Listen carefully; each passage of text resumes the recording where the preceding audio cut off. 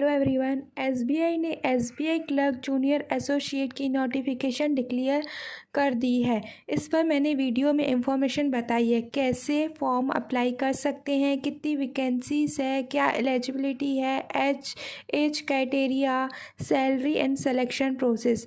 अब स्टूडेंट्स को काफ़ी कन्फ्यूज़न है एसबीआई क्लर्क की एग्ज़ाम का क्या पैटर्न है। बहुत सारे स्टूडेंट्स को ये पता तक नहीं रहता है कि बैंकिंग का सिलेबस एसएससी रेलवे से कैसे डिफरेंट है। काफ़ी स्टूडेंट्स को सब्जेक्ट सेम होने की वजह से कन्फ्यूज़न रहती है। मैं ये इस वीडियो में बिल्कुल क्लियर कर दूंगी एग्ज़ाम कैसे होती है, क्या सिलेबस है, क्या करना है, कैसे अटेम्प्ट करना है, क्या कट ऑफ है। फ्रेंड्स, अगर आप न्यू व्यूवर हैं तो प्लीज़ अभी तक आपने अगर मेरा चैनल सब्सक्राइब नहीं किया है तो प्लीज़ कर दीजिए, बेल आइकन को भी क्लिक कर दीजिए। इससे आपको मेरे वीडियोस की नोटिफिकेशन मिलती रहेगी। चलिए स्टार्ट करते हैं। डिटेल्स में सिलेबस स्टेप बाय स्टेप बताऊंगी। फर्स्टली, ये एग्ज़ाम्स 2 फेज़ में होती है, पहले प्री, सेकेंड एग्ज़ाम मेंस में। पहले हम प्री की बात करते हैं। प्री एग्ज़ाम जो कि जून में होने वाला है, इसमें 3 सब्जेक्ट्स रहते हैं, इंग्लिश, मैथ्स, रीजनिंग।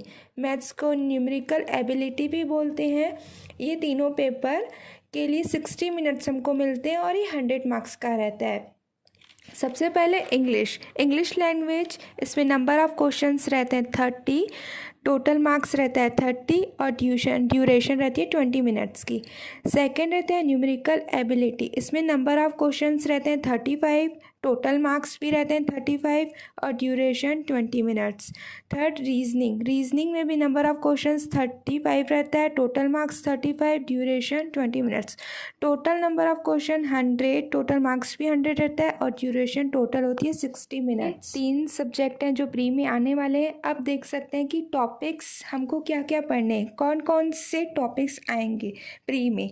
सबसे पहले न्यूमेरिकल एबिलिटी में देखते हैं कि इसका क्या सिलेबस है। आप देख सकते हैं इसमें number system, percentage, time and work, probability, data sufficiency, time and distance, permutation and combination, data interpretation DI, जिसमें ग्राफ वाले क्वेश्चंस आते हैं, profit and loss, average, ratio, proportion, age problems, mixture and alligation, simple interest, compound interest, mensuration, problem on train, boat and stream, partnership. ये सब topic है। यहाँ पर advance question maths में नहीं आते हैं, सिंपल क्वेश्चन ही आते हैं।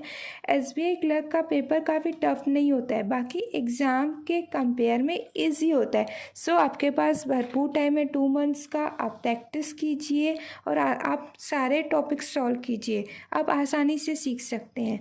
सेकंड, रीजनिंग की बात करते हैं। इसमें देखिए puzzles, coding, decoding, sitting arrangement, analogy, machine input output, odd man out, data sufficiency, inequality, blood relation, word formation, alphabet test, statement and conclusion, series test, assertion and reason, banking, ranking and time, statement and conclusion, clauses and effects, syllogism, statement and action causes.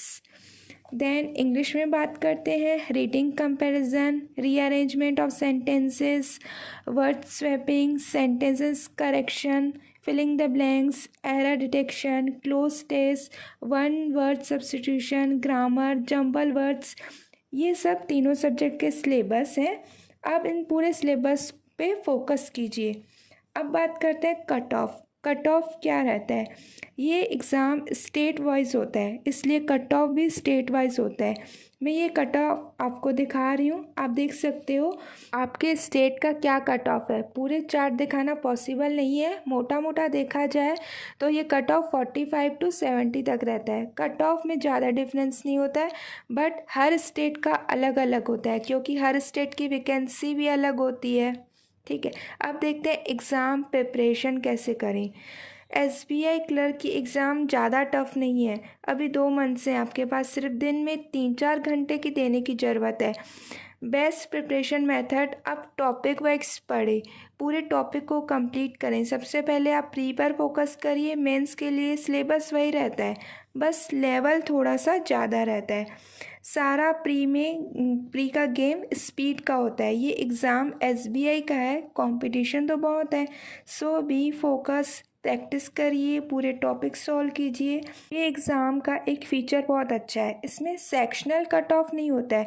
जैसे हर subject में sectional time limit रहता है, पर sectional इसमें cut off नहीं होता है, पर सब्जेक्ट कट ऑफ नहीं होता है, ओवरऑल कट ऑफ होता है। So be happy on this issue. Suppose आप तीनों सब्जेक्ट में से आपसे 2 सब्जेक्ट बहुत अच्छे से बनते हैं, तो आप उनमें मार्क्स स्कोर कर सकते हैं। एक स्ट्रेटजी बना लीजिए।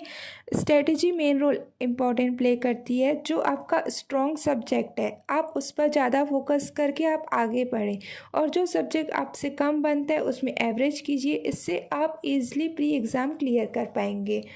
अब मेन इम्पॉर्टेंट थिंग है how to prepare pre exam strategy. काफ़ी स्टूडेंट्स कंफ्यूज होते हैं कैसे कहाँ से स्टार्ट करें, इतने सारे टॉपिक्स हैं। फ्रेंड्स डोंट वरी, मैं आपको बता रही हूँ।